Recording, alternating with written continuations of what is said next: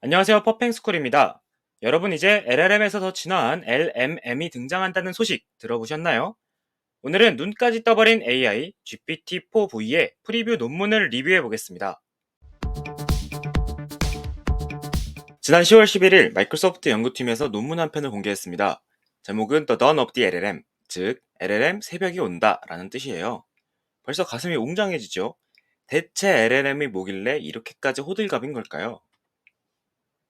LLM은 Large Multimodality 모델의 약자입니다.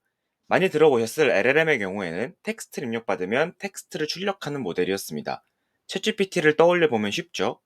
그런데 LLM은 LLM과 다르게 텍스트뿐만 아니라 이미지나 음성같이 다른 형태의 정보도 입력으로 받을 수 있는 모델입니다. LLM보다 훨씬 할 수 있는 일이 많아지겠죠? GPT-4V는 텍스트와 이미지를 입력으로 받을 수 있는 LMM입니다. 이 논문은 GPT-4V가 대중에게 공개되기 전에 모델 성능을 내부적으로 테스트해본 결과를 정리한 일종의 프리뷰입니다. 그러면 GPT-4V 어떤 모습을 보여준 건지 저랑 같이 리뷰해 보시죠. GPT-4V는 LMM이라는 이름에 걸맞게 다양한 형태로 입력을 받을 수 있습니다. 순수한 텍스트는 당연하고 텍스트 사이사이에 이미지가 박혀있는 입력도 받을 수 있어요. 첫 번째 이미지에서는 테이블 위에 두 병의 맥주가 올라와 있습니다. 그리고 두 번째 이미지에는 맥주의 가격이 적혀 있고 GPT-4V에게 맥주 값으로 얼마를 지불해야 되는지 물어봤어요. 그랬더니 GPT-4V가 한 병에 6달러, 두 병을 먹었으니까 총 12달러를 지불해야 된다고 답해줍니다. 즉, 질문의 의도와 이미지 정보를 정확하게 인식하고 답변해주고 있어요. 정말 신기하죠? 이미지의 특정 위치를 가리킨 다음 질문하는 것도 가능합니다. 왼쪽 이미지에서는 노란색 동그라미를 치고 해당 부분을 묘사해달라고 요청을 해봤어요. 그랬더니 GPT-4V가 찰떡처럼 알아듣고 전구가 매달려 있는 전깃줄이다 라고 답변을 해줍니다. 이번엔 조금 더 어렵게 이미지 안에 물병과 맥주를 각각 화살표로 가리키고 오브젝트 1, 오브젝트 2라고 적어줬어요. 그 다음 노란색으로 표시한 컵 안에 어떤 음료가 들어있는지를 물어봤습니다. 그랬더니 GPT-4V가 컵 안에 들은 건 물이니까 오브젝트 1이다 라고 잘 대답을 해줍니다. 확실히 이미지 안에 들어있는 정보를 잘 인식해주죠. 이번엔 조금 더 꼬아서 도표 정보도 인식하는지 확인을 해봤어요. 테이블 안에 빨간색으로 원을 표시하고 그 중에서 맨 아래에 있는 값에 밑줄까지 쳤습니다. 그러고 나서 해당 부분을 묘사해보라고 시켰어요. 그러니까 컬럼 이름은 out, row 이름은 git2, 그리고 값은 122.3이다 라고 답변을 해줍니다. 마지막으로 기하학 문제도 풀 수 있는지를 한번 테스트를 해봤어요. 직각삼각형의 대각선의 길이와 각도를 물어보는 수학 문제 이미지를 줬어요. 그리고 요구사항을 이미지 안에 텍스트로 적어줬습니다. 그랬더니 GPT-4V가 이미지 안에 들어있는 문제의 내용을 잘 파악한 다음 피타고라스 정리를 이용해서 풀어내는 것까지 보여줍니다. 즉, 이미지 인식뿐만 아니라 수학적인 사고력도 갖췄다는 걸 확인할 수 있겠죠. GPT-4V는 이미지 분류나 객체 인식처럼 이미지 정보만 가지고 풀어야 되는 문제도 잘 풀어줍니다. 먼저 이미지 속의 사과 개수를 물어볼게요. 그러면 16개라고 잘 대답을 해주고요. 사람 명수를 세어보라는 질문에도 이렇게 3명이라고 잘 대답을 해줍니다. 이번엔 조금 더 어렵게 이미지의 가로 세로 픽셀 크기를 프롬프트에 같이 넣어주고 특정한 물체에 박스를 쳐달라고 요청을 해보겠습니다. 그러면은 자동차가 위치한 부분에 박스 친 걸 확인할 수 있죠. 조금 어설프긴 하지만 그래도 GPT-4V가 객체의 위치 정보를 인식한다는 걸 확인할 수 있습니다. 이번엔 여러 가지 복잡한 태스크를 순차적으로 입력을 해볼게요. 먼저 이미지 사이즈를 말하고 사람을 찾아서 박스를 치고 누군지 알아본 다음에 그 사람을 설명하는 캡션을 만들어서 이미지에 넣어달라고 요청을 넣어보겠습니다. 각각의 사람들을 정확하게 위치를 파악하고 누군지 알아본 다음에 캡션을 만들어서 달아준 걸 확인할 수 있어요. 이처럼 앞으로의 컴퓨터 비전 분야에서는 하나의 태스크를 잘하는 모델보다는 여러 개의 태스크들을 복합적으로 수행할 수 있는 멀티모달리티 모델이 유행할 것 같습니다, 왠지. 이미지 속의 글자를 인식하는 OCR도 훌륭하게 해줍니다. 벽에 쓰여진 글씨나 간판의 글씨도 잘 읽어줘요. 심지어는 영어뿐만 아니라 다국어도 잘 인식하고요. 이를 곧바로 번역하는 것도 가능합니다. 가장 오른쪽에 존맛탱을 잘 인식해서 딜리셔스 푸드라고 번역을 해줬습니다. 즉 GPT-4V 모델 하나가 기존의 OCR 모델과 번역 모델을 함께 사용해야만 가능했던 태스크를 혼자서 소화하는 거예요. 정말 폼 미쳤죠? 손으로 휘갈긴 수식 글씨도 정확하게 인식해줍니다. 그리고 이를 레이텍 포맷으로 변환까지 해줬어요. 손글씨의 인식 난이도가 가뜩이나 높은데 수식 인식까지 더해져서 정말 어려운 태스크임에도 불구하고 GPT-4V가 훌륭하게 해주었습니다. 신기하니까 하나 더 살펴볼게요. 영수증 이미지를 여러 장 주고 내가 세금으로 얼마를 냈는지 계산해 달라고 요청을 했습니다. 그랬더니 GPT-4V가 이미지별로 각각 세금을 얼만큼 냈는지 정확하게 파악해주고요. 이를 총액으로 계산을 해줍니다. 이건 곧 실제 서비스로 만날 수도 있을 것 같아요. GPT-4V는 상식이 풍부합니다. 먼저 유명인 8명의 사진으로 이루어진 이미지를 주고 묘사를 시켜봤어요. 그러면 그냥 남자, 여자 이렇게 묘사하는 게 아니라 저스틴 비버, 메시, 호날두, 일론 머스크처럼 각각의 유명인들을 정확하게 알아보고 누군지 묘사를 해줍니다. 그리고 유명인뿐만 아니라 유명한 장소나 건축물, 그리고 음식도 잘 알아봐요. 그래서 GPT-4V가 공개되면 지락실 퀴즈들도 잘 푸는지 테스트해서 컨텐츠를 한번 만들어 보겠습니다. GPT-4V는 밈이나 드립도 이해할 수 있습니다. 침대에 누워서 행복한 표정으로 할 일을 미루고 있는 개구리 밈을 입력해 볼게요. 그리고 이 이미지를 설명해 달라고 요청을 하면은 이 밈이 설명하는 상황과 재미가 있는 이유를 정확하게 파악해서 알려줍니다. 다음으로 유명한 고양이 밈을 하나 더 넣어 볼게요. 왼쪽의 여자는 울면서 소리를 지르고 있는데 오른쪽 고양이는 엄청 뚱한 표정을 짓고 있죠. 그러면 이 장면이 어느 드라마의 한 장면이고 어떤 포인트가 웃겨서 밈이 됐다라는 것까지 설명을 해줄 수 있습니다.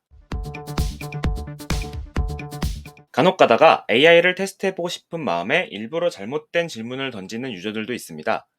챗 GPT가 처음 나왔을 때 세종대왕 맥북 던짐 사건에 대해서 설명해 달라고 하면 헛소리를 기가 막히게 해줬어요. 그래서 조리돌림을 당한 적이 있었거든요. 그런데 GPT-4V한테는 이런 시도가 어림도 없을 것 같습니다. 예를 들어서 회색 고양이 이미지를 주고 빨간색 공이 보이냐고 물어봤어요. 그랬더니 그런 거는 안 보인다라고 잘 대답을 해주죠. 비슷하게 독수리 사진을 주고 빛나는 파란색 털이 보이냐고 물어보면 마찬가지로 그런 거 없다라고 대답을 해줍니다. 물론 얼마나 정확한지는 실제 유저들한테 오픈하고 나서 확인을 해봐야겠죠. 새로운 밈이 탄생할지 아니면 GPT-4V가 이러한 시도를 원천적으로 차단할지는 지켜봐야 될 것 같습니다. GPT-4V의 가장 놀라운 특징 중에 하나는 의료 이미지를 인식하고 전문 지식을 바탕으로 질문에 답을 할 수 있다는 겁니다. 예를 들어서 아래에는 치아 엑스레이 이미지를 줬어요. 그리고 사랑니를 뽑을 필요가 있는지 물어봤습니다. 그랬더니 왼쪽 아래와 오른쪽 아래는 뽑아야 될 것 같다라고 답을 해줍니다. 비슷하게 발 엑스레이 사진을 주고 어떤 게 문제인지 물어봤어요. 그랬더니 새끼발가락이 부러진 것 같아 라고 답을 해주고요. 펫CT 사진을 보여주고 어떤 게 문제인지를 물어보면은 아마도 감염이 이루어진 것 같다라고 답을 해줍니다. 물론 정확도 측면에서는 많은 검증을 거쳐야겠지만 의사분들의 피로를 덜어주고 의대생들의 공부를 도와주는 목적으로는 충분히 활용할 수 있을 것 같아 보입니다. GPT-4V는 이미지를 여러 장 순서대로 보고 질문에 대답할 수도 있습니다. 아래 예시에서는 푸시업을 하고 있는 사람의 모습을 순서대로 보여줬어요. 그 다음 이 사람이 뭘 하고 있냐고 물어보면은 푸시업을 하고 있다 라고 정확하게 답변해 줍니다. 비슷하게 페널티킥을 차고 있는 장면을 여러 장 순서대로 보여주고 다음 장면을 예측해 보라고 시켰어요. 그랬더니 골키퍼가 막으려고 시도할 것 같다 라고 대답을 해줍니다. 물론 골이 들어간지 안 들어갈지 예측을 해주면 더 좋겠지만 그래도 놀랍죠 여전히. 이런 식이라면은 비디오를 통째로 보고 질문에 대답하는 것도 곧 가능해지지 않을까 싶습니다. 텍스트와 이미지를 이해할 수 있으면 이제 AI 모델의 IQ도 테스트할 수 있습니다. 도형들의 패턴을 보여주고 물음표에 오는 도형을 맞추는 IQ 테스트 문항이에요. 정답이 뭔지 짐작이 가시나요?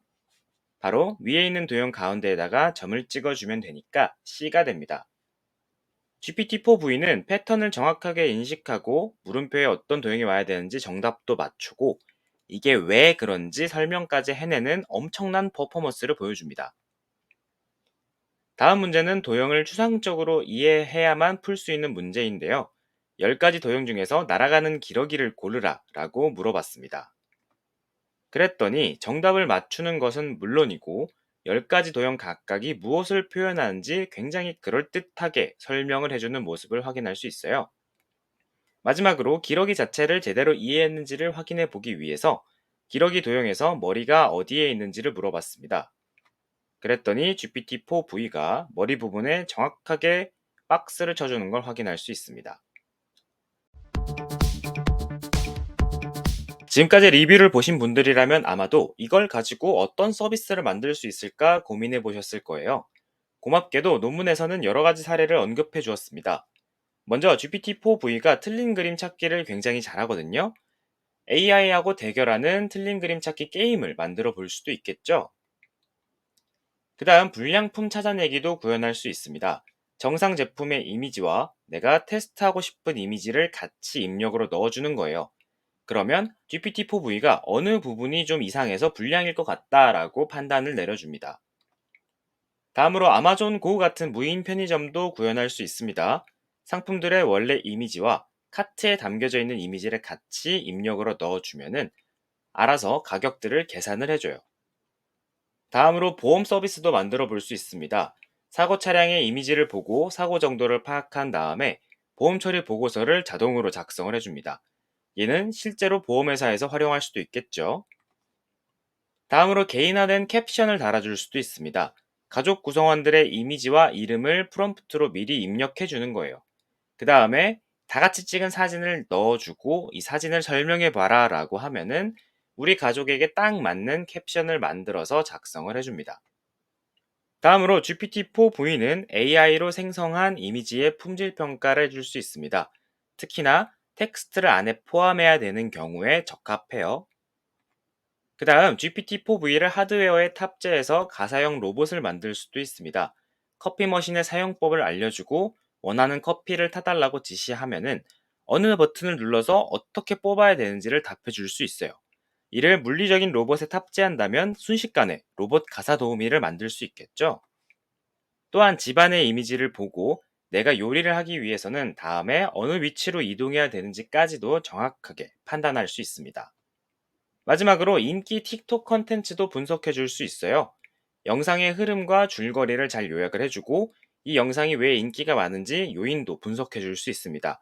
저도 유튜버 된 입장에서 트렌드 파악이 참 중요한데 이 기능은 저도 군침이 싹 도네요. 논문의 내용을 한마디로 정리를 해보면 GPT-4V 폼 미쳤다입니다. 전례 없는 미친 성능을 보여주면서 텍스트와 이미지의 경계를 깨버렸어요. 특히 의료 이미지를 이해하고 전문적인 질문에 대답을 해주는 부분은 탄성을 자아냅니다.